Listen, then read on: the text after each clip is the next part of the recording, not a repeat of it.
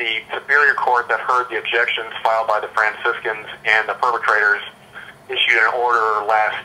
April 2009 saying, overruling most of the objections and allowing most of the files to be published.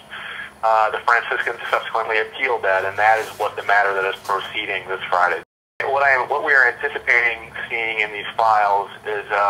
greater detail regarding the history of the conduct of these men, and more importantly, of the knowledge of the Franciscans of the conduct of these men, dating back to many, many years and probably decades ago.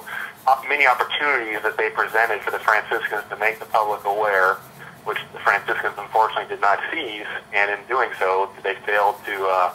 make the public favor from the threat posed by these men who repeatedly have been inserted into communities, parishes, schools, neighborhoods without any warning.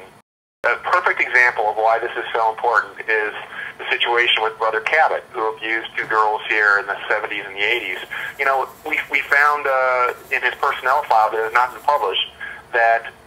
he has been assigned within half a mile of a nursery school, and that's the age that he preyed on, unfortunately, within the last 2 or 3 years, without any warning to the nursery school. He was in walking distance of the place. Nobody had a clue as to who he was or as to what his propensities were, because the Franciscans never reported him to law enforcement, and as a result, he's not a registered sex offender. So the way we see it is that only through the publication of these files can we achieve anything close to what the Franciscans, frankly, have prevented from happening by not reporting these guys, which is their registration and the ability of the public to more easily identify them and locate them and know where the risks are.